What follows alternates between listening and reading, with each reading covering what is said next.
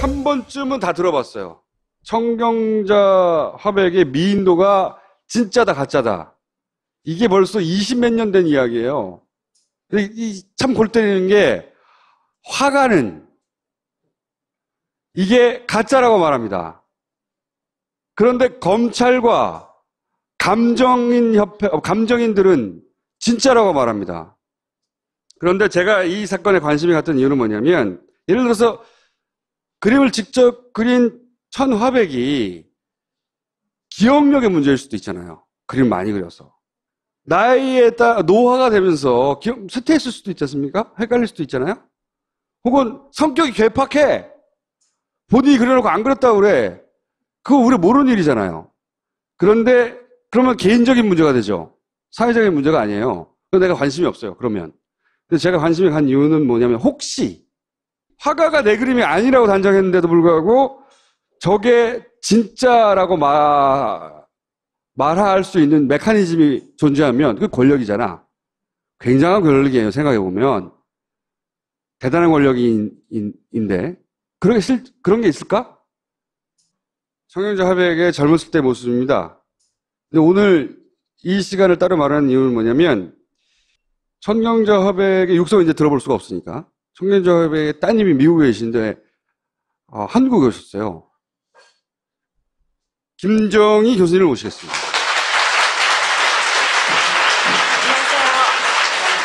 그리고 이 사건을 담당하고 있는 배금자 변호사를 모시겠습니다. 이 사건이 너무 오래된 거기 때문에 이제 짚어볼게요. 히스토리를 잠깐. 그리고 그 권력이 과연 있는가 한번 따져보자고요. 물론 이거는 그 화백 쪽 일방의 주장이긴 합니다. 그렇죠? 일방의 주장이긴 한데 어느 쪽이 사실일지는 이야기를 우리가 직접 들어본 적이 없잖아요. 검찰은 브리핑을 안 하니까. 자, 그러면 히스토리를 잠깐 짚어볼게요. 이게 처음으로 기사를 찢어보면 처음으로 시작이 된 게 91년도예요. 91년도 4월 4일 조선일보가 처음에는 국립현대미술관이 가짜를 전시했다. 이렇게 시작된 거예요. 그리고 당시 언론 보도를 보면 대부분 가짜를 전시했다고 질타하는 언론이 보도가 이어져요. 그리고 4월 4일 있고 나서 4월 8일 날 직접 인터뷰를 합니다. 잠깐 들어보시겠습니다. 91년도 얘기예요. 작품이라고 하는 것은 자기 마음, 심장을 이렇게 부딪혀가면서 하는 게 작품 생활 아니겠어요. 모든 예술이 그러다시피. 근데 이건 막 보니까 헛개비 같고 기가 칵 막히고 이 꽃도요. 뭐랄까 테크닉이 말씀입니다. 더덕더덕 돼 있어요. 저는 말끔하게 어떻게 하든지 하거든요. 제가 그게 좋아서. 눈 같은 것도 쟤는 빛이 보일 때까지 그리고 입 같은 것도 그렇고 모든 게 하여간 막 봐서 제가 그 엉성한 그림이에요. 예. 그래서 제가 좀 악을 쓰다 싶어서 가짜다 그러고 악을 썼어요. 여기서요. 액자가 바뀌었기 때문에 그 작품이 진짜라고 말씀하신 적은 없어요? 진짜라고 말한 일 전혀 없고 끝내 당신네들이 할 때까지 다 해보라고 그랬어요. 그러면 왜 이 사람들이 이런 일을 하고 또 은폐를 한다고 생각해요? 저도 그 이유를 모르겠어요. 이유를 모르겠어요. 논란이 첫 주 시작되고 나서 직접 육성으로 내 거 아니라고 말씀하신 인터뷰예요. 그 다음에 이제 5월 달에 논란에 대해서 자세하게 보도를 한 여성 동화가 있어요. 여기서 작가 본인이 아니라고 해요. 내 작법과도 다르고 다 다르다고 자세하게. 그리고 또 미인도라는 그림이 오모 씨가 김재규 전 중장 부장에게 줬던 그림이고, 김재규 씨가 권력자인데 김재규 씨 같은 권력자한테 가짜 그림이 갔겠냐라는 한 상식적인 추정에 의하여 김재규 씨 쪽에서 나왔는데 이게 가짜일 리가 있어? 이렇게 얘기가 됩니다. 근데 이제 이때 오모 씨가 나는 선물한 적이 없다. 91년도에는 이렇게 말을 해요. 이분의 말은 바뀌기도 합니다만 어쨌든 첫 번째 논란이 이렇게 된 거예요. 그 다음에 이때 당시에 미술평론가가 이거는 몇 개 작품을 조합한 그림이다. 이거는 가짜다. 라고 또 미술평론가가 얘기를 합니다. 그런데 반전이 있어요. 국립현대미술관과 화랑협회 감정위원회가 진품이라는 거예요. 이렇게 시작된 게 아직도 이어지는 거예요. 아직도. 91년도 시작된 게 26년 동안. 희한한 사건 아닙니까 이거? 저는 이 대한민국 검찰이 이 사건에 대해서 이 판정을 하면서 진품이라고 판정을 한 그것이 얼마나 엉터리인가. 프랑스 최고의 최첨단 이 감정에 이게 위작이 완전 가짜라는 결론이 나왔는데 이 프랑스 감정 결과를 믿지 않고 완전 몇 사람, 화랑협회 사람과 국립현대미술관하고 이해관계 있는 사람 진술로 갖고 첫째, 김재규한테 나왔으니까 진짜다. 자, 거기서부터 해볼게요. 이런 식으로 검찰이 그렇게 한 거예요. 그러니까 법정에서 그런 거 아니고 우리는 지금 소송을 했고 지금은 정권도 바뀌었고 대한민국 판사들이 이제 제대로 판결을 해주기를 우린 기다리고 있습니다. 지금 나와 계신 변호사님이 작년 말에 사실 얼마 안 됐어요. 작년 말에 이게 김재규 당시 권력자 중정부장으로부터 나왔는데 이게 가짜일 리가 있느냐. 상식적인 주장이에요. 거기에 대해서 김재규 씨가 사망했으니까 동생과 통화를 한 겁니다. 이때까지 이렇게 김재규 씨 남동생과 직접 확인해 본 적이 없는 거예요. 우리 언론도. 근데 이제 확인을 직접 백음자 변호사님이 하고 전화 통화를 한 다음에 그 녹취록 중 일부를 제가 발췌한 거예요. 무슨 얘기가 오가느냐. 본인들은 진짜인지 가짜인지 확인하려는 노력도 없었고 그게 진짜인지 가짜인지 모른다는 거예요. 모를 수밖에 없죠. 한번 그림이 왔는데 그게 진짜인지 가짜인지 판별할 능력이 있나요? 없어요. 그 말을 했고 선물을 받아서 응접실에 걸어놨다. 그런데 걸려있다가 합동수사본부가 압수해 갔다. 그림을 가져갔다. 기증한 게 아니라 기증한 것으로 알려졌는데 뺏겼다는 거예요. 네, 그림을. 그 사실관계에 대해서 얘기를 하고 우리는 진짜인지 가짜인지 모른다. 그랬더니 이제 김재규 씨 따님이 그러면 검찰에 가서 진술한 적이 있느냐. 왜냐면 검찰은 그렇게 주장하거든요. 없어요. 없는데 그렇게 써놨어요 하고 물어보니까 그 김재규 씨 동생이 그런 식으로 얘기했다면 걔들이 왜 그렇게 엉터리 하는지 모르겠네? 이런 말을 합니다. 그리고 오히려 동생은 천병자 화백이 자기가 그림이 아니라는데 뭐 더 이상 얘기할 게 있나요? 이렇게 얘기를 해요. 그걸 왜 자꾸 맞다가들 얘기하는 거예요? 이분도 이해가 안 가는 거죠. 자기가 안 그렸다는데 왜 자꾸 맞다고 그러는 거죠? 근데 그게 근거가 김재규 씨 집에서 나왔으니까 맞다라는 이야기가 있다고 하니까 그건 말이 안 된다. 우리는 모른다. 그게 진짜인지 가짜인지. 검찰청에다가도 얘기를 했어요. 이거 분명히 우리는 그것이 진짜인지 가짜인지 정말 모른다고 했대요. 검찰한테. 그랬더니 변호사님이 그런 얘기를 하셨다는 거죠. 어머나 세상에. 아니 모른다고 얘기하셨어요. 어머나 세상에. 이게 처음 알려진 거예요. 세상에. 왜냐하면 김재규 씨 쪽에서는 그렇게 얘기한 걸로 알고 있었거든요. 기정사실로. 그죠? 근데 백음자 변호사님이 처음으로 확인한 거예요. 그런 얘기 없어? 이렇게 검찰청에 가서 그렇게 얘기를 했다. 검찰이 이상하게 꽈가지고 진술을 왜곡하는 거예요. 내가 분명히 그랬어. 그러면 동생분이 유일하게 진술을 받은 거 외에는 없는데 검찰이 마치 김재규 씨 따님도 조사를 받고 부인도 조사한 것처럼 이렇게 얘기하는 건데 자 그랬더니 그 김재규 씨 동생이 따님을 조사한 적 없고 오히려 그 딸이 나한테 와서 전화를 해서 이런 게 왔는데 이게 어떻게 해야 되는 건지 모르겠다. 왜냐하면은 행정 경험이 없으니까 그래서 행정 경험이 있는 내가 가서 형수한테 물어보고 검찰 조사한 다음에 협조를 해야 될 거니까 협조를 해야 되니까 사실만 얘기해라. 그런데 그것이 진짜라고 한 것은 전혀 아니다. 권력자들이나 이렇게 중요한 요직에 계셨던 분들은 언제 그림 보는 안목을 기르시겠어요. 거기 들어간 그림들은 대부분이 가짜라는 것이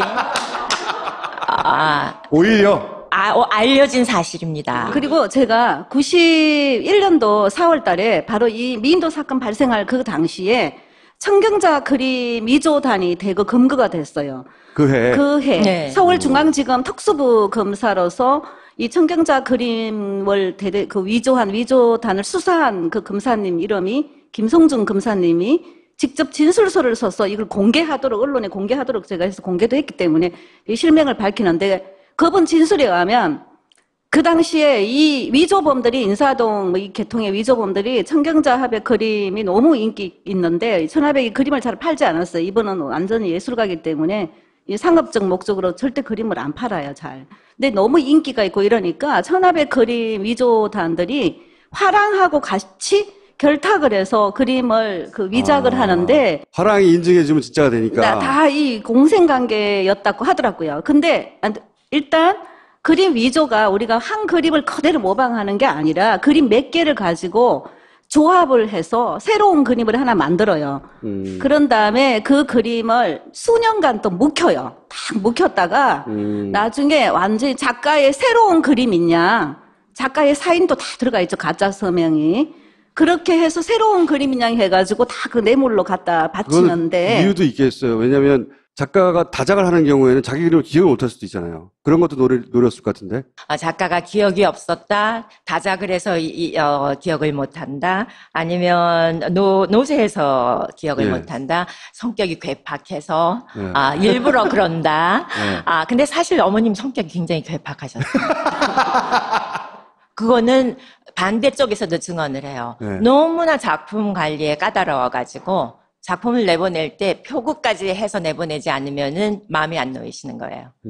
딸 시집 보내는 것 같다고 말씀하셨대요. 그런데 나한테서 사랑을 받고 가야 가는 데서도 사랑을 받지 않겠느냐. 그리고 박경리 선생님 여러분 다 아시죠? 그분이 쓰신 시에 청경자라는 시가 있는데 그는 좀 고약한 예술가다. 그러나 정직한 생애. 네, 그렇게 표현하셨어요. 그렇게 작품 하나하나에 애착을 가지신 분이 자기 작품을 못 알아보느냐. 거기다가 1년에 많이 하질 않으셨어요. 이런 작품, 본격적인 작품, 화판에다 동양화 재료로 그리시는 작품은 많은 해에 10개. 왜냐면 하나를 그리시는데 3개월, 4개월씩 그리시고. 어떤 때는 작년에 그렸던 걸 다시 더 공을 들여서 그리시고. 그런 분한테 이런 아까 어머니도 말씀하셨지만 엉성한 그림을 가지고 와서 옥박 지르면서 이거 왜 시인을 안 하느냐 그럴 때 여러분 어떠시겠어요? 혹시 어머님이 생전에 네. 이거 몇 년 전에 그린 그림인데 내가 그렸나 이렇게 착각하신 적은 없어요? 없어요. 근데 이 91년 무렵에는 어머님이 완성도에 대해서 특히나 집착하셨어요. 그래서 91년에 이 사건이라고 그 이후로 5년 후에 대대적인 이제 회고전이 열리는데 그때 그 회고전의 큐레이터를 하셨던 분이 하시는 말씀이 어쩌면 그림 하나하나에 들어있는 스토리까지 다 총총히 기억을 하고 있어서 자기가 정말 놀랐다. 그렇게 그분의 책에다 썼어요. 그러니까 김재규 씨 집에서 나왔다는 것으로 진품이라고 주장하는 것은 근거가 없다 이거고요. 자, 그다음에 국립현대미술관에 대해서 국립현대미술관이 미인도에 대한 보고서를 낸 적이 있는데 여기에 대해서 중앙일보가 작년에 보도한 적이 있어요. 뭐냐면 천하백이 미술관 직원들에게 위작 주장은 착오였다. 그러니까 본인이 위작이라고 주장한 것이 나의 착오였다라고 미술관 직원한테 말한 적이 있다라고 국립현대미술관의 보고서가 나온 적이 있는데 그게 거짓이라는 거죠. 확인된 사실은 그렇게 지목된 당시 직원은 천하백을 만난 적이 없다고 해요. 나중에 이게 거짓말 하나 나온 거고 또 하나 미인도와 천하백이 사용한 재료가 맞다. 원래 천하백이 사용하는 재료가 미인도에 쓰였다라고 보고서가 나왔는데 감정기관들은 그것이 똑같은 재료였는지 입증하기 어렵다. 그러니까 똑같은 재료라고 말하면 안 되는 거죠. 세 번째로 미인도 수록 화집에 편집할 때 작가가 확인했다. 그러니까 화집에다가 그림을 넣었는데 자기 그림이 거기 들어가는 걸 자기가 확인했으니까 그러면 그건 자기가 자기 그림인 걸 인정한 게 아니냐 이 말이거든요. 그것이 이제 현대미술관의 보고서 내용이었는데 천하백은 편집 과정에 참여하지 않았던 걸로 밝혀진 거예요. 그래서 국립현대미술관의 보고서도 사실관계가 틀렸다고 중앙일보가 보도를 한 적이 있어요. 그 다음에 국가수가 검증한 적이 있다고 그랬단 말이에요, 과거에. 근데 JTBC가 이것도 2년 전에 나온 보도인데, 국가수는 미인도가 감정한 적이 없다고 취재 결과가 나왔어요. 이것도 찔끔찔끔 나오니까 사람들은 기억을 못하고 단편적인 뉴스로 지나가는데 모아서 보여드리는 거예요. 또 국과수가 저런 거 하는 전문성이 있는 것도 아니잖아요. 그렇죠. 예. 그런데 국가수가 이제 실제로 검증을 하기도 해요. 나중에. 근데 그 2015년 이전까지 국가수가 검증했다는 얘기는 거짓말이었다는 거예요. 프랑스 리미에르 감정팀이 대한민국 국가수가 한 그 기술요? 그거 50년대 기술이에요. 라고 불어로 얘기했어요. 네. 저는 불어로 들리는데요. 자, 그러니까 너무 답답하잖아요. 답답하니까 유족들의 돈을 써서 지금 말하는 이런 기관에 검증을 맡기게 됩니다. 그러면서 보고서가 나오게 돼요. 보고서 결론부터 먼저 말씀드리면 진품일 확률이 몇 프로요? 0.00002%. 국제적으로 공인받을 만한 기관, 우리나라 기술을 50년대 기술이라고 말하는 곳에서 나온 결론이에요. 근데 이제 이게 무슨 그림입니까, 이게? 이거는요, 네. 제가 이때까지 있었던 모든 과정, 그리고 의혹들을 모아가지고 청경자 코드라는 거를 책을 지금 썼어요. 다빈치 코드처럼. 네, 맞습니다. 네. 감정이라는 것이 무엇이겠습니까? 그 당시에 그 작가가 고유하게 가지고 있었던 특성을 발견하고 비교해서 그런 특성이 안 보이면 가짜인 거죠.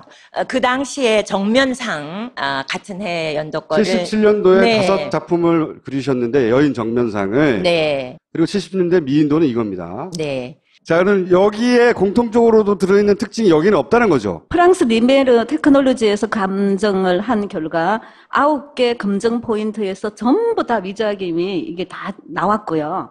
청경자 코드가 독특한 코드가 있는데 77년도 그 당시에 그려진 모든 그림들의 이 홍채와 코와 이 인중에 있어서 다 독특한 코드가 있어요. 그 중에 일부만 공개한다. 일부만 한 먼저. 가지. 네, 아, 한 가지만. 인중의 비밀이라고. 네. 인중의 비밀이 있습니다. 그 교수님이 여러 가지를 발견했는데 그 중에서 리미아로는 또 다르게 네. 다른 겁니다. 그 중에 인중의 비밀이라는 게 있다. 인중을 표시하지 않는다. 네. 저희 어머니는 40년대부터 극사실주의로 그림을 그리신 분이에요. 그러다가 이제 중간에 70년대 반추상도 하시고, 화풍이 점점 변해가지고, 77년도 무렵에는 이 여인상을 많이 그리셨는데, 인중을 그릴 줄 몰라서 안 그린 것이 아니라, 과감하게 생략해서 모든 그림에 인중이 없습니다. 인중이 다 없다. 네.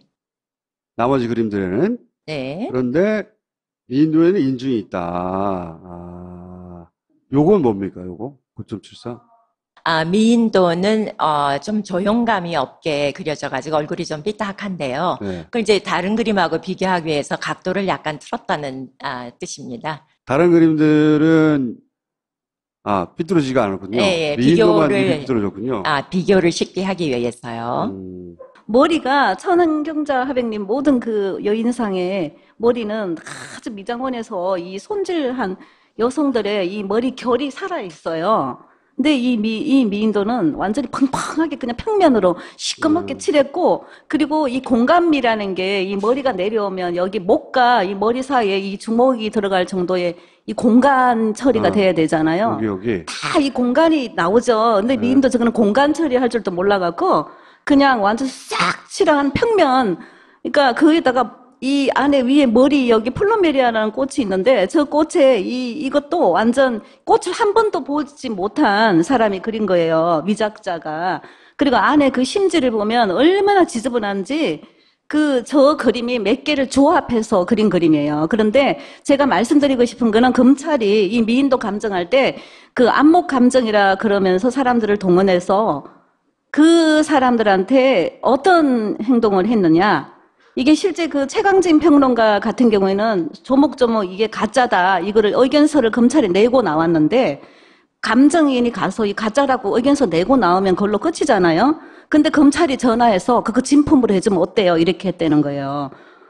그래서 그분이 양심선언을 했어요. 검찰이 그렇게 해갖고 다시 오라 그래갖고 검사 3명이 다시 이거를 어떻게 진품으로 하게 만들려고 적극 회유를 했다는 사실. 이분이 정말 너무 이 검찰이 어떻게 이럴 수 있나 해서 주간조선에 양심선언을 했어요. 볼리오나에서 학술대회가 있었대요. 볼리오나면 이태리 아닙니까? 네. 예. 볼리오나 대학은 세계에서 가장 역사가 긴 대학이라고 그럽니다. 모든 네. 학문이 거기서 서구 학문을 말하는 거죠. 과학, 인문학 다 발달했는데 르미에르 테크놀로지가 사실 상당히 명망 있는 예. 기관이에요. 뭐 루브르 미술관이라든가 파리에 있는 그거 말하는 거죠? 네. 예. 네. 꽤 루브르. 유명한 그거요? 네. 루브르 미술관이요. 네. 거기하고도 제휴를 해서 일하고 제리코니 좀 유명한 화가들 반 고흐를 비롯해서 감정을 많이 한 사람들이에요. 그리고 이 사람들이 사용한 다중 스펙트럼 촬영이라는 것은 작품 한 장당 1450장의 단층 사진을 만들어냅니다. 그래서 이분들이 촬영한 다음에 10개를 찍었으니까 15,000장의 사진을 검찰에 원본을 제출했어요. 검찰에 제출을 했어요. 그럼 네. 당장 제출했죠. 보고를 받은 다음에 이제 왜곡을 하기 시작하는데, 보고서를 받은 다음에. 그 보고서는 이것이 진품일 확률 0.002%라고 했고 네. 가짜라는 거죠. 99%. 네, 모두 9개 검증해서. 이건 정말 미술계 이 적폐는요, 30년 정권을 넘나들면서 유착이 되면서 미술계 적폐는 미술 기자단과 언론이 침묵하면서 이 진상이 드러나지 않습니다. 변호사님? 이 사건은 한 작가가 오늘은 모든 게스트의 발언을 구호로 정리를 해야 될 거야. 자, 우선 제가 이렇게 마음껏 할 수 있는 이유는 생방송이 아니고 편집을 하기 때문에 아니, 이게 제가 그대로 내보낼 거예요. 아니에요. 할 말을 하고 어차피 편집해서 잘릴 거니까 제가 이렇게 잠깐 얘기하는 거 기다려보세요. 이해를 자. 해주세요. 네. 자, 학술대회로 넘어가 볼게요. 그래서 그 보고서를 아니 이게 국립 이 말만 하게 해주세요. 국립현대미술가한테 넘겼어요. 피의자한테 몰래 아니 국가수 몰래 감정을 하면 살인죄 피의자나 범인한테 몰래 넘겨줍니까? 자, 리미에 프랑스 대해서 감정 가짜라고 결론이 보고서를 났는데 피의자한테 넘겨갖고 잠깐만요. 피의자한테 그 보고서를 줬다는 거지. 야, 가짜로 나왔는데 어떻게 할 보고서를 거야? 줘가지고 라고. 아니 미리 발표하기 전에 미리 줘갖고 통계를 조작하게 만들었어요. 통계를 조작. 변호사님은 억울해 죽으려고 그래요, 지금. 자. 아니, 알겠고요. 그래서 누가 딸이고, 누가 변호사. 아니, 정작 따님은 천천히 얘기하고 있는데. 그래갖고 아주 르미에르 팀이 얼마나 허접하다, 중상모략을 당했는지 몰라요. 그렇게 권위 있는 사람들이 했다는 거고요. 네. 그리고 거기서 나온 내용 중에 일부예요. 이게 왜 위작이냐 이런 얘기를 하는 일부인데, 세 번째 에비던스로, 대생은 팔의 근육과 팔의 길이, 그리고 주는 힘, 이 모든 것이 합해진 결과다. 인체 구조가 여러 요소 복합적인 산물이다. 예. 그런데 작가가 엎드려서 그림을 그린다. 원래 어머님이 엎드려서 그림을 그리셨어요? 동양화니까요. 아, 그렇군요. 그래서 인체 포지션이 이런 상태로 그림을 그렸다. 그래서 눈의 동공과 동공 사이의 거리를 고정시킨 다음에 우리는 모든 작품의 눈의 곡선을 디지털화했습니다. 네. 그렇게 하기 위해서 눈 곡선 위에 세 포인트를 지정했고, 그리고 이 곡선의 연장선상에 맞는 지름을 계산해낼 수 있었다. 요 곡선을 그리기 위해서는 팔을 이렇게 크게 오케이. 이해했어요. 이 눈을 그리기 위한 곡선, 이견의 지름. 지름인 이 정도 곡선을, 이 정도 지름으로 그렸다는 네. 거죠. 네. 그래야 저 눈을 이렇게 네, 그릴 수 그렇죠. 있다. 네. 그런 얘기다. 두 번째 그림은 이 정도가 나왔고, 네. 누워서 엎드려 하니까 팔이 그릴 수 있는 반경이 있을 거 아니에요. 네. 그거를 생각하면서 어머님이 진품이라고 한 것들에 눈을 그렸을 때 지름의 크기를 계산해봤다 이런 게 나왔다. 190에서 200대 사이. 그런데 미인도는 이게 확 다르더라. 이분들 분석으로는 미인도를 그린 사람은 아마 팔의 길이가 더 길 것이다. 그렇게 맞네. 네. 오. 네, 이거는 이제 그 중에 하나고. 그 중에 하나예요. 9가지가 모두 이렇게 설득력이 있습니다. 근데 이제, 검찰에서 이거를 반박한 이유 중에 하나가, 왜 천하백도 잘 모르는 사람들이, 잘 모르는 사람들이. 왜 유통 그 히스토리도 잘 모르면서 무슨 감정을 하느냐 이러고 반박을 했어요. 제가 이 얘기는 꼭 해야 되겠습니다. 아니, 왜냐면 검찰이 이걸 진품이라 판정하는데 제가 이걸 읽고 변호사로서 도대체 눈이 휘둥그레졌어요. 검찰이, 아니, 대한민국 검찰 맞아? 뭐냐면 위조범이 건춘식이라는 사람이 자기가 미인도를 그렸다고 처음에 자백을 계속 했었어요. 근데 검찰이, 이 사람이 안 입고 온 거야. 왜냐하면 검찰은 진품으로 만들어야 되니까. 그러니까 자기가 위조했다는 사람을 무려 4번을 부르더니 드디어 번복을 시켰어요. 그러더니 건춘식이가 이제 내가 그린 거 아니야 이렇게 됐어요. 근데 검찰이 불기소 이유서에 위조범으로 이 미인도 위조범으로 자처하는 사람은 건춘식 이외에는 없다. 고로 이거는 진품이다. 여러분 3단 논법 이거 맞습니까? 그리고 어머님은 그럼 돌아가실 때까지 저거는 내 그림이 아니라고 끝까지 네. 일관되게 91년부터 공정까지 돌아가실 남겼어요. 때까지. 예. 그리고 이제 공정까지 남겼어. 예. 유언으로 공중까지 남겼어요? 유언으로 이 그림은 국립현대미술관에 있는 미인도라고 돼 있는 이 그림은 내 그림이 가짜이고 위작임을 분명히 남겨둔다. 그래서 그 얼마나 작가가 67세에 정정한 나이에 정말 이 한국이 난 이 세계적으로 정말 대단한 천재 작가입니다. 작가에 대한 철저한 인권 유린. 여러분, 우리가 지금 인권이 침해됐다, 인권이 유린됐다 할 때 부당하게 구속당하고 우리가 살인죄로 누명을 쓰고 감옥 가고 그런 차원만 인권 유린이 아니에요. 작가에 있어서 이분은 이 그림이 가짜라 해서 얻을 어떠한 이득이 없어요. 보통 사람들은 국립현대미술관에 그림이 들어가 있으면 영광이네 이렇게 하죠. 어머님이 그렇게 얘기하셨어요. 내가 이거 아닌 걸 기라고 얘기하면 당장은 편할지 모른다. 근데 내가 죽을 때까지 괴로워서 어떻게 살겠냐 그러셨어요. 근데 그 심정은 그만큼은 안 되지만 저도 마찬가지예요. 아이고 뭐 또 미인도를 갖고 나와서 저러나 하실 분도 있겠지만 이것을 지금 저라도 이 많은 그 자료를 가지고 있고 어머니 말씀하신 기억 다 있고 이런 저라도 배 변호사님의 도움을 얻어서 지금이라도 문제를 해결하지 않으면 저는 이 세상을 뜰 때 굉장히 괴로울 거예요. 후회가 많을 거예요. 자, 어머님도 91년에 왜 가짜를 진짜라고 하는지 모르겠다고 하셨잖아요. 26년이 흘렀어요. 따님의 입장에서 왜 가짜인데 진짜라고 주장하는 사람들이 계속 남아있고 아직도 그럴까? 따님의 입장에서 그 이유를 뭐라고 생각하십니까? 한 가지만 제가 말씀드릴게요. 유가족이 피의자들을 고소했다 그래서 한간에는 유가족이 비평의 재갈을 물린다. 재갈은 무슨 누가 재갈을 물려요? 비평의 재갈을 물린다. 네, 저희는 어떤 사람이 민주 시민의 권리인 표현의 자유를 썼다고 그래서 누구를 고소하고 그런 적 없습니다. 진품이라 그랬으면 그만한 이유가 있겠다 그렇게 얘기하겠죠. 근데 진품이라고 주장한 사람들 중에는 어떤 미학적이거나 분석적인 걸 한 사람은 제가 알기로는 한 명도 없고 모두 이런 거짓말, 조작된 거짓말로만 갖고 진품이라 그래요. 그래서 아까 국회 보고서에까지 거짓말 나온 거 보셨죠, 여러분? 그래서 저희가 고소를 하게 된 것입니다. 재갈을 아무한테도 안 물렸습니다. 네, 객관적인 증거로 실제 두 가지가 초기 91년 4월 달에 국립현대미술관 이경성 관장이 기자회견을 합니다. 91년 4월 달에. 그 기자회견을 하면서 이래요. 만약에 이 미인도를 우리가 진품이라고, 이게 위작으로 미인도를 위작이라고 우리가 하게 되면 국립현대미술관에 있는 수천 점의 그림이 다 의심받는다. 그래서 그런 얘기를 한 적이 있어요. 절대로 인정 못한다. 그게 기자회견 동영상 자료 있습니다. 첫 번째는 그 국립현대미술관의 권위.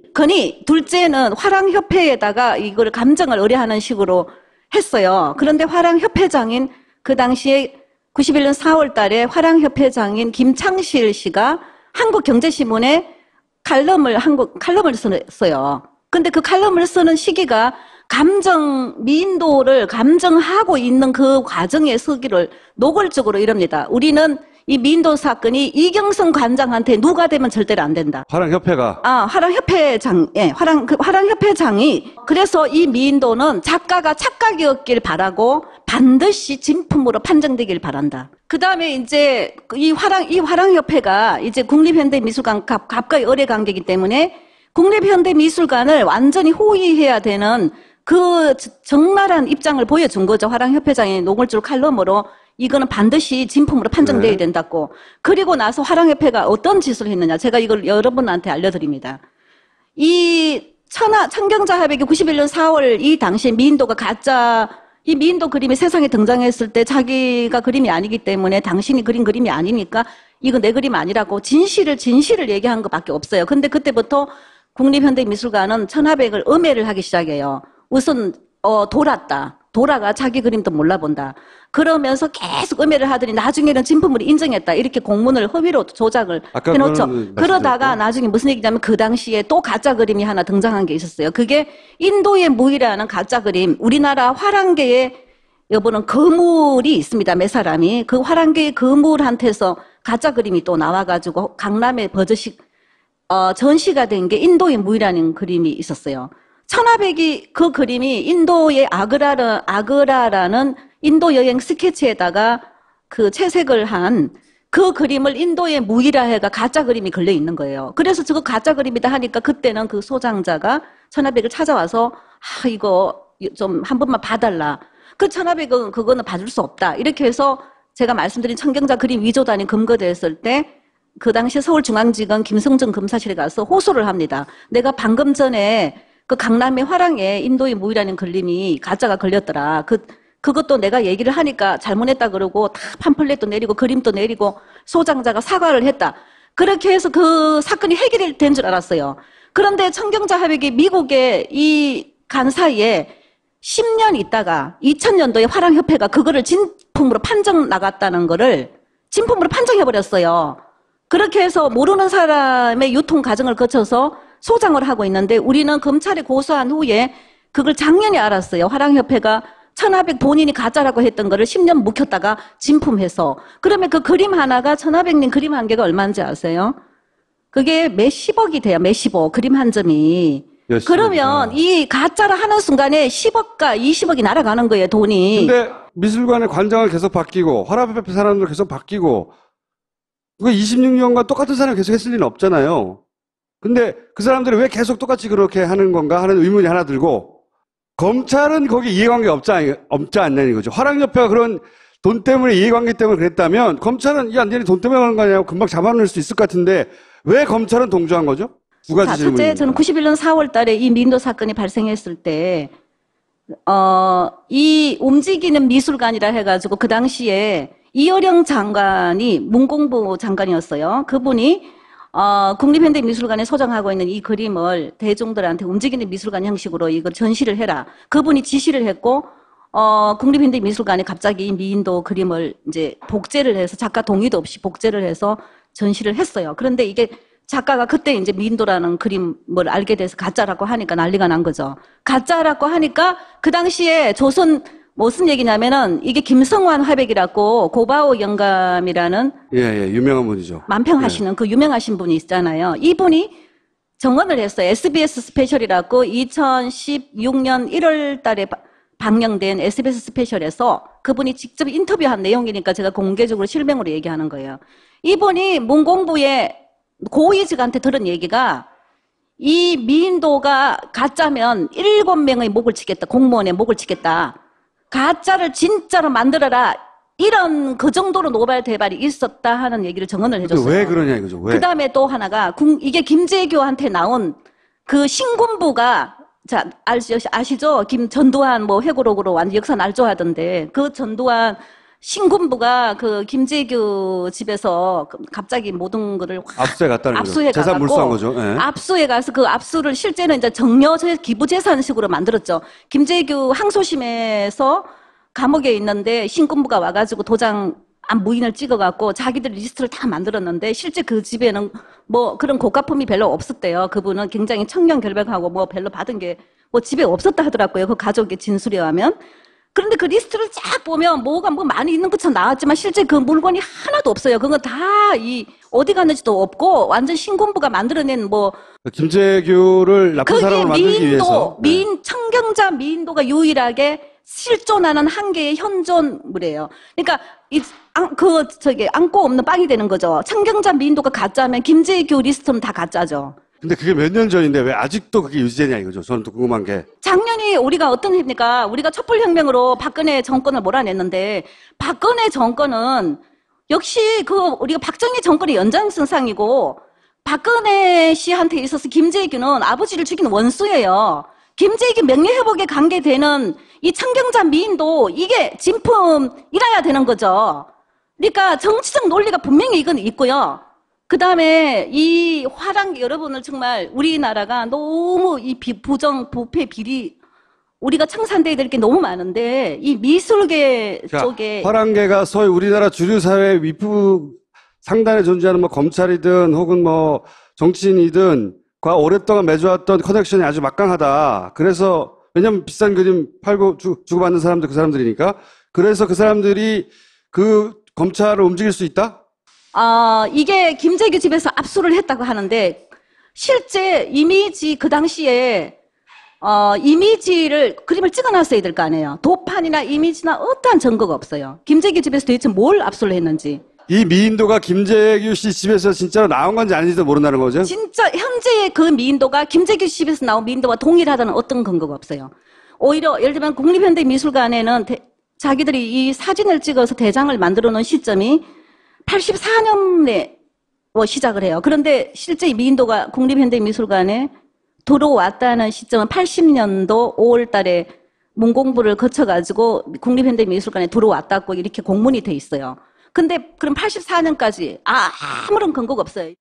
국립현대미술관이 갑자기 이 90년도에 움직이는 미술관을 위에서 이어령 장관, 문공부 장관의 지시로 갑자기 이거를 하게 되니까 갑자기 이 미인도 그림은 사실은 국립현대미술관 안에 이 미인도를 본 사람도 별로 없다 그래요. 이거를 아주 굉장히 이상하다고 제보해준 우리 녹취록, 녹음도 지금 있습니다. 있는데 이거를 왜 작가가 천경자 하백이 90년도에 화보집을 내는데 국립현대미술관 이경성 관장이 공동 발행인이 돼가지고 국립현대미술관의 미인도 그림을 나비와 여인으로 제목을 바꿔가지고 그 작가의 화보집에 도록에 삽도를 끼워 넣습니다. 이 화보집에 도록에 삽도를 끼워 넣는 거는 가짜 그림을 진짜로 만드는 전형적인 방법이 여기 동원됐어요. 그렇다면 국립현대미술관에 너무 수상한 일들이 많았다. 그러면 따님은 왜 이랬다고 생각하세요? 일단 그 현대미술관이 정부기관이라는 점. 그래서 뭐 국회에 가짜 보고서 내고 그런 사람들이 그 당시 사람들이 아니에요. 그 사건이 2015년에 있었던 일이거든요.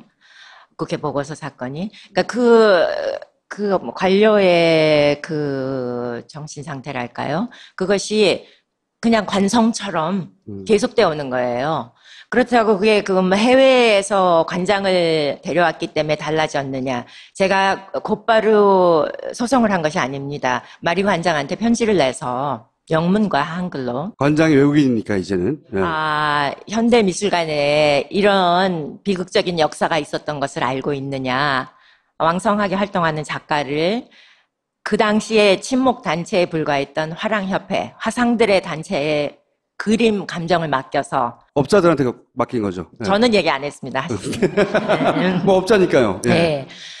진상조사를 좀 자체 내서 해달라. 국회 보고서도 가짜가 들어간 것을 알고 있느냐. 그렇게 제가 편지했습니다. 저한들 왜 뭐 소송 같은데 휘말리고 싶겠어요. 큰 문제를 만들고 싶지 않은 거죠. 그렇죠. 네. 이미 미술관에 걸려있는, 현대미술관이라는 제1의 미술관에 걸려있는데, 그걸 관료가 가짜라고 할 수는 없다. 새로이 조사하고 그러고 싶지 않겠죠. 네, 그래서 그 당시에 하계실장 91년도에 저한테 그렇게 얘기했습니다. 제가 직접 만났는데 그 현대미술관 당시 직원들이 전부 정부 관리들이고 미술하고는 아무 관계도 없는 사람들이다. 그 사람들은 현대미술관이라는 그 자기들의 직함도 명함에 아주 조그맣게 들어간다. 그 사람들한테 이것이 가짜로 판명된다면 그것은 이제 속된 말로 모가지를 의미하는 것이고 공무원들 입장에서는 네. 그렇기 때문에 절대로 이 문제는 해결될 수 없는 문제라고 그분이 그때 예언을 했어요. 이것은 현대미술관 측의 입장이 관철되지 않고는 해결될 수 없는 일이라고. 그건 좀 설명이 됐죠, 그러면? 91년도에 그렇게 이미 얘기했다고요? 네. 감정계는 어떠냐? 감정계는? 당시에 아직 자리도 못 잡았었던 그 감정협회는 지금은 막강한 감정계 권력이 되어 있습니다. 거의 유일한 기구입니다.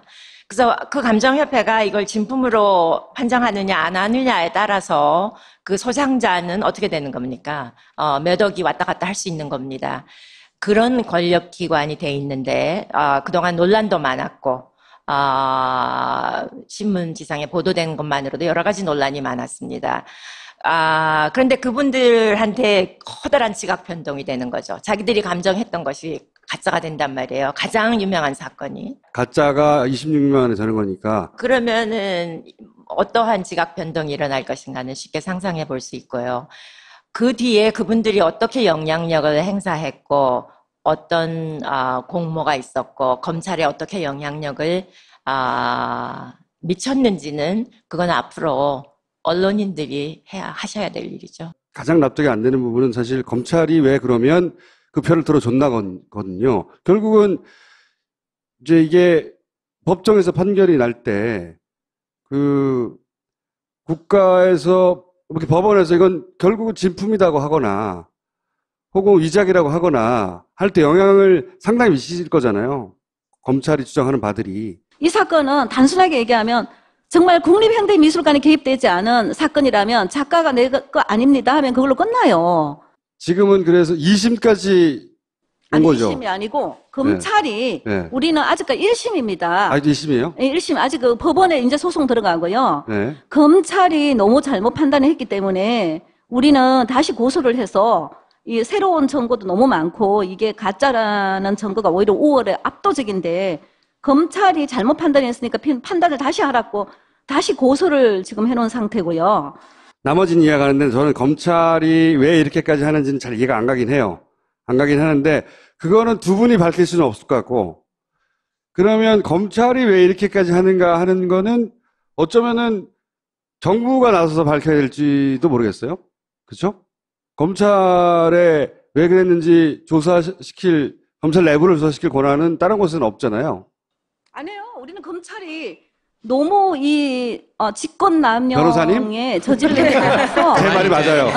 그 검사를 조사해야 됩니다. 그러니까 그 검찰을 누가 조사하냐고요. 검찰을 조사할 수 있는 권한은 따로 없기 때문에 이거는 정부가 개입해야 할지도 모르겠다고요. 그게 남은 것 같고 네. 물론 화랑협회가 연락 올지도 몰라요. 그게 아니라고. 연락 오면 그때 저희가 그의 주장을 또 들어보기로 하겠는데 자 오늘은 충분히 얘기를 들었고 충분히 설득력 있는 부분이 많이 있었습니다. 마지막으로 하실 얘기 있어요? 저도 민주 시민으로서 여러분들 어느 누구든지 의견을 얘기할 자유를 존중합니다.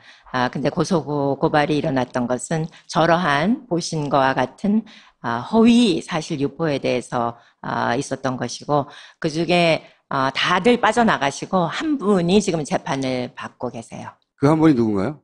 평론가이신 정준모 씨이신데 그분은 전 학예실장이죠. 불행히도 현직이 아니셔서 그런지 그분만 기소가 됐어요. 아하. 그러니까 검찰 수사 결과 모든 것이 거짓말이라는 게 다 밝혀졌어요. 그러니까 그분이 기소가 됐겠죠. 저는 이 말씀 드리고 싶어요. 청경자 하백님은 자신이 그 주옥 같은 저 작품을 서울 시립미술관에 다 기증을 했어요. 다 기증하고 그다음에 그 저작권까지 다 서울시에 양도를 했어요. 정말 이 세계적으로 작품의 그 대부분을 다 기증할 뿐이 아니라 이 저작권까지 다 같이 양도한 경우는 별로 없습니다. 그러니까 이게 돈 때문도 아니고 다 다른 이유가 아니라는 거죠. 그래서 어떤 이권도 없고 어떤 얻을 이익이 없고 오히려 박해만 받았습니다. 그러면 저는 왜 이런 소송을 하냐? 제가 변호사가 이 소송에서 돈을 벌려고 하는 거 아닙니다. 전 돈 한 푼도 받지 않았습니다. 우리는 무료 변론을 하고 있습니다. 여러분들 왜 예술 작품을 보면 감동을 느끼신다고 생각하세요? 그거는 작품 하나하나에 그 작가의 고뇌, 철학, 땀, 그리고 일생 가까운 테크닉, 미학적인 판단이 들어있기 때문이죠. 서울시립미술관에 가시면 진짜를 보고 감동을 느끼실 수 있습니다. 굉장히 듣기 어려운 얘기를 오늘 들어봤습니다. 두 분 감사합니다. 감사합니다. 네.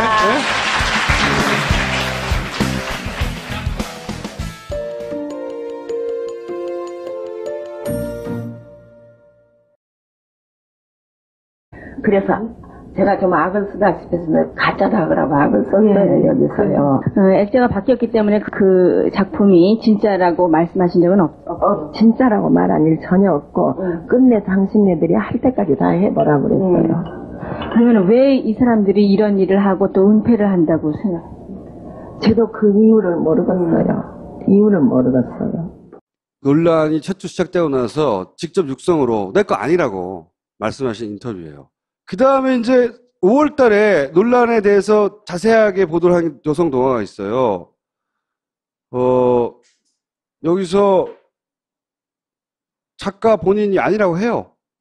내 작법과도 다르고 다 다르다고 자세하게. 그리고 또 미인도라는 그림이 오모 씨가 김재규 전 중장 부장에게 줬던 그림이고, 김재규 씨가 권력자인데 김재규 씨 같은 권력자한테 가짜 그림이 갔겠냐라는 한 상식적인 추정에 의하여 김재규 씨 쪽에서 나왔는데 이게 가짜일 리가 있어? 이렇게 얘기가 됩니다.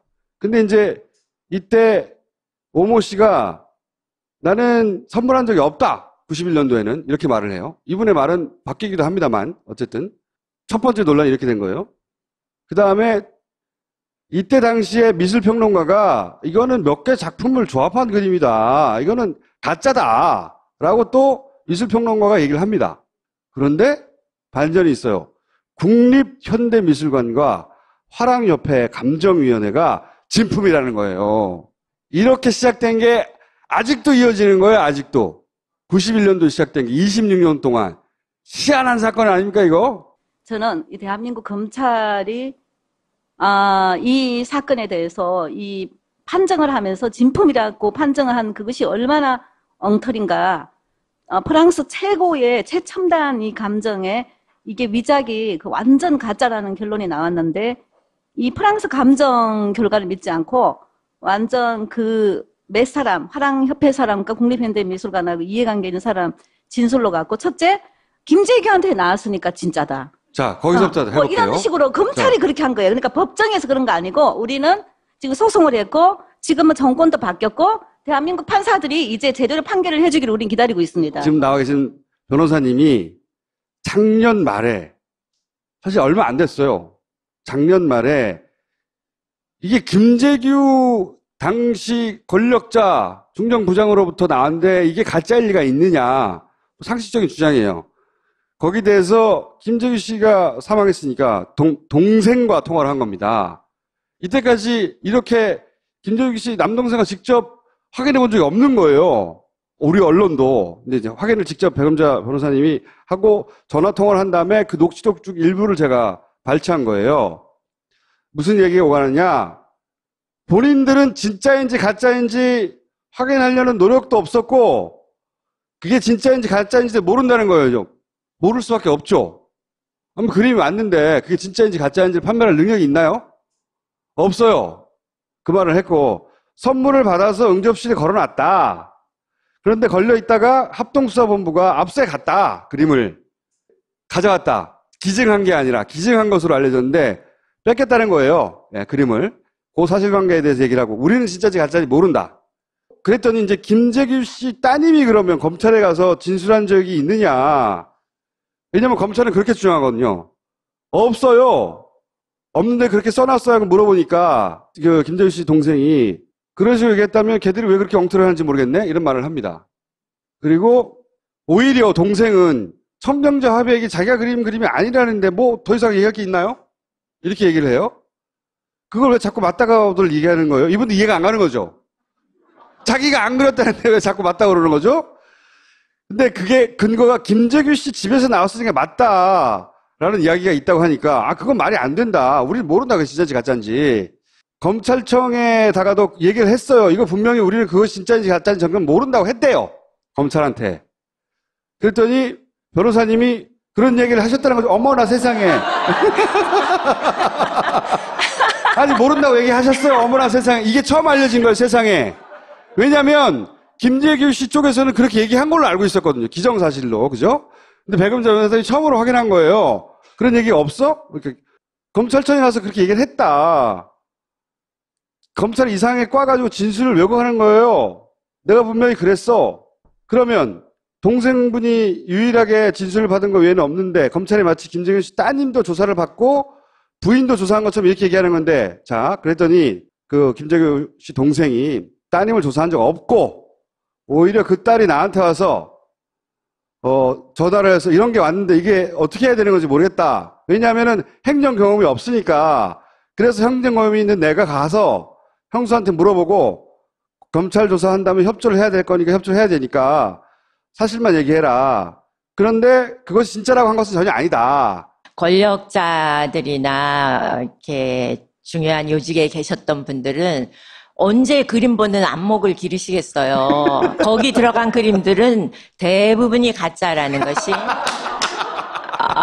오히려 알려진 사실입니다. 그리고 제가 91년도 4월 달에 바로 이 미인도 사건 발생할 그 당시에 청경자 그림 위조단이 대거 검거가 됐어요. 그 해.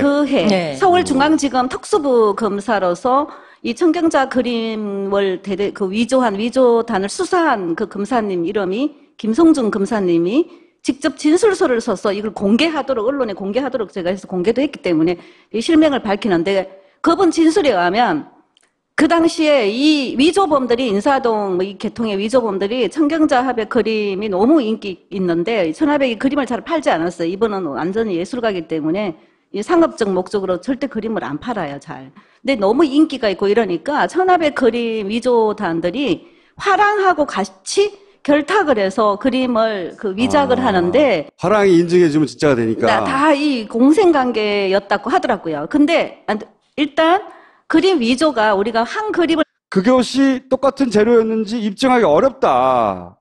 그러니까 똑같은 재료라고 말하면 안 되는 거죠. 세 번째로 미인도 수록 화집에 편집할 때 작가가 확인했다. 그러니까 화집에다가 그림을 넣었는데 자기 그림이 거기 들어가는 걸 자기가 확인했으니까 그러면 그건 자기가 자기 그림인 걸 인증한 게 아니냐 이 말이거든요. 그것이 이제 현대미술관의 보고서 내용이었는데 천하백은 편집 과정에 참여하지 않았던 걸로 밝혀진 거예요. 그래서 국립현대미술관의 보고서도 사실관계가 틀렸다고 중앙일보가 보도를 한 적이 있어요. 그 다음에 국가수가 검증한 적이 있다고 그랬단 말이에요, 과거에. 근데 JTBC가 이것도 2년 전에 나온 보도인데 국가수는 미인도가 감정한 적이 없다고 취재 결과가 나왔어요. 이것도 찔끔찔끔 나오니까 사람들은 기억을 못하고 단편적인 뉴스로 지정하는데 모아서 보여드리는 거예요. 또 국과수가 저런 거 하는 전문성이 있는 것도 아니잖아요. 그렇죠. 예. 그런데 국가수가 이제 실제로 검증을 하기도 해요. 나중에. 근데 그 2015년 이전까지 국가수가 검증했다는 얘기는 거짓말이었다는 거예요. 프랑스 리미에르 감정팀이 대한민국 국가수가 한 그 기술요? 그거 50년대 기술이에요. 라고 불어로 얘기했어요. 네. 저는 불어로 들리는데요. 자, 그러니까 너무 답답하잖아요. 답답하니까 유족들의 돈을 써서 지금 말하는 이런 기관에 검증을 맡기게 됩니다. 그러면서 보고서가 나오게 돼요. 보고서 결론부터 먼저 말씀드리면 진품일 확률 몇 프로요? 0.00002%. 국제적으로 공인받을 만한 기관, 우리나라 기술은 50년대 기술이라고 말하는 곳에서 나온 결론이에요. 근데 이제 이게 무슨 그림입니까, 이게? 이거는요, 네. 제가 이때까지 있었던 모든 과정, 그리고 의혹들을 모아가지고 청경자 코드라는 거를 책을 지금 썼어요. 다빈치 코드처럼. 네, 맞습니다. 네. 감정이라는 것이 무엇이겠습니까? 그 당시에 그 작가가 고유하게 가지고 있었던 특성을 발견하고 비교해서 그런 특성이 안 보이면 가짜인 거죠. 그 당시에 정면상 같은 해 연도 거를 77년도에 네. 5작품을 그리셨는데 여인 정면상을 네. 그리고 70년대 미인도는 이겁니다. 네. 자, 그럼 여기에 공통적으로도 들어있는 특징이 여기는 없다는 거죠. 프랑스 리메르 테크놀로지에서 감정을 한 결과 9개 검증 포인트에서 전부 다 위조작임이 이게 다 나왔고요. 청경자 코드가 독특한 코드가 있는데 77년도 그 당시에 그려진 모든 그림들의 이 홍채와 코와 이 인중에 있어서 다 독특한 코드가 있어요. 그 중에 일부만 공개한다. 일부만 한 가지. 먼저. 네, 한 가지만. 인중의 비밀이라고. 인중의 비밀이 있습니다. 그 교수님이 여러 가지를 발견했는데 그 중에서 리미아로는 또 다르게 다른 겁니다. 그 중에 인중의 비밀이라는 게 있다. 인중을 표시하지 않는다. 네. 저희 어머니는 40년대부터 극사실주의로 그림을 그리신 분이에요. 그러다가 이제 중간에 70년대 반추상도 하시고 화풍이 점점 변해가지고 77년도 무렵에는 이 그대로 모방하는 게 아니라 그림 몇 개를 가지고 조합을 해서 새로운 그림을 하나 만들어요. 그런 다음에 그 그림을 수년간 또 묵혀요. 딱 묵혔다가 나중에 완전히 작가의 새로운 그림이냐, 작가의 사인도 다 들어가 있죠. 가짜 서명이. 그렇게 해서 새로운 그림이냐 해가지고 다 그 뇌물로 갖다 바치는데. 이유도 있겠어요. 왜냐하면 작가가 다작을 하는 경우에는 자기 그림을 기억을 못할 수도 있잖아요. 그런 것도 노렸을 것 같은데. 작가가 기억이 없었다, 다작을 해서 기억을 못한다, 아니면 노쇠해서 기억을 예. 못한다, 성격이 괴팍해서 예. 일부러 그런다. 예. 근데 사실 어머님 성격이 굉장히 괴팍하셨어요. 그거는 반대쪽에서도 증언을 해요. 네. 너무나 작품 관리에 까다로워가지고 작품을 내보낼 때 표구까지 해서 내보내지 않으면은 마음이 안 놓이시는 거예요. 딸 시집 보내는 것 같다고 말씀하셨대요. 그런데 나한테서 사랑을 받고 가야 가는 데서도 사랑을 받지 않겠느냐. 그리고 박경리 선생님 여러분 다 아시죠? 그분이 쓰신 시에 청경자라는 시가 있는데 그는 좀 고약한 예술가다. 그러나 정직한 생애. 그렇게 표현하셨어요. 그렇게 작품 하나하나에 애착을 가지신 분이 자기 작품을 못 알아보느냐.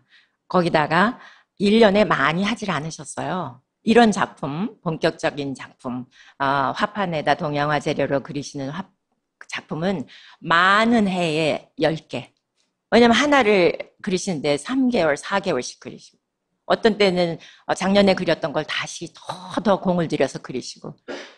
그런 분한테 이런 아까 어머니도 말씀하셨지만 엉성한 그림을 가지고 와서 옥박 찌르면서 이거 왜 시인을 안 하느냐 그럴 때 여러분 어떠시겠어요? 혹시 어머님이 생전에 네. 이거 몇 년 전에 그린 그림인데 내가 그렸나 이렇게 착각하신 적은 없어요? 없어요. 근데 이 91년 무렵에는 어머님이 완성도에 대해서 특히나 집착하셨어요. 그래서 91년에 이 사건이 나고 그 이후로 5년 후에 대대적인 이제 회고전이 열리는데 그때 그 회고전의 큐레이터를 하셨던 분이 하시는 말씀이 어쩌면 그림 하나하나에 들어있는 스토리까지 다 청청히 기억을 하고 있어서 자기가 정말 놀랐다. 그렇게 그분의 책에다 썼어요. 그러니까 김재규 씨 집에서 나왔다는 것으로 진품이라고 주장하는 것은 근거가 없다 이거고요. 자, 그다음에 국립현대미술관에 대해서 국립현대미술관이 미인도에 대한 보고서를 낸 적이 있는데 여기에 대해서 중앙일보가 작년에 보도한 적이 있어요. 뭐냐면 천하백이 미술관 직원들에게 위작 주장은 착오였다. 그러니까 본인이 위작이라고 주장한 것이 나의 착오였다라고 미술관 직원한테 말한 적이 있다라고 국립현대미술관의 보고서가 나온 적이 있는데 그게 거짓이라는 거죠. 확인된 사실은 그렇게 지목된 당시 직원은 천하백을 만난 적이 없다고 해요. 나중에 이게 거짓말 하나 나온 거고 또 하나 미인도와 천하백이 사용한 재료가 맞다. 원래 천하백이 사용하는 재료가 미인도에 쓰였다라고 보고서가 나왔는데 감정기관들은 한 번쯤은 다 들어봤어요.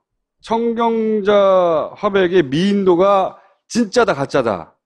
이게 벌써 20몇 년 된 이야기예요. 참 골 때리는 게 화가는 이게 가짜라고 말합니다. 그런데 검찰과 감정인들은 진짜라고 말합니다. 그런데 제가 이 사건에 관심이 갔던 이유는 뭐냐면 예를 들어서 그림을 직접 그린 천화백이 기억력의 문제일 수도 있잖아요. 그림 많이 그려서. 나이에 따라 노화가 되면서 쇠퇴했을 수도 있지 않습니까? 헷갈릴 수도 있잖아요. 혹은 성격이 괴팍해. 본인이 그려놓고 안 그렸다고 그래. 그거 우리 모르는 일이잖아요. 그런데 그러면 개인적인 문제가 되죠. 사회적인 문제가 아니에요. 그래서 내가 관심이 없어요. 그러면. 근데 제가 관심이 간 이유는 뭐냐면 혹시 화가가 내 그림이 아니라고 단정했는데도 불구하고 저게 진짜라고 말할 수 있는 메커니즘이 존재하면 그게 권력이잖아. 굉장한 권력이에요. 생각해보면. 대단한 권력인데 그런 게 있을까? 청경자 화백의 젊었을 때 모습입니다. 근데 오늘 이 시간을 따로 말하는 이유는 뭐냐면 청경자 화백의 육성을 이제 들어볼 수가 없으니까 청년조합의 따님이 미국에 계신데 한국에 오셨어요. 김정희 교수님을 모시겠습니다.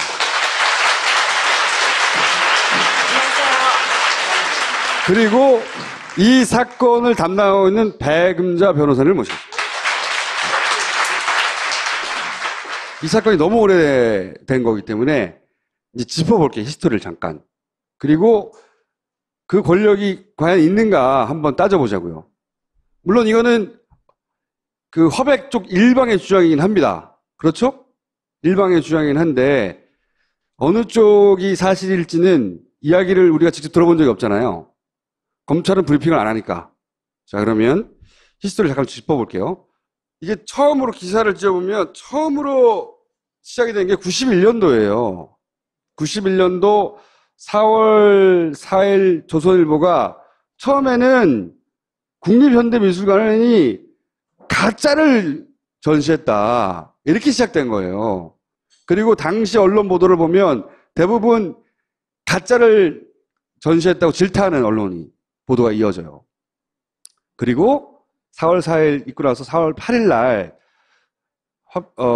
직접 인터뷰를 합니다. 잠깐 들어보시겠습니다. 91년도 얘기예요. 작품이라고 하는 것은 자기 마음, 심장을 이렇게 부딪혀가면서 하는 게 작품 생활 아니겠어요. 모든 예술이 그러다시피. 근데 이건 막 보니까 헛개비 같고 기가 칵 막히고 이 꽃도요. 뭐랄까 테크닉이 말씀입니다. 터덕터덕 돼 있어요. 저는 말끔하게 어떻게 하든지 하거든요. 제가 그게 좋아서 눈 같은 것도 쟤는 빛이 보일 때까지 그리고 입 같은 것도 그렇고 모든 게 하여튼 막 봐서 제가 그 엉성한 그림이에요. 예.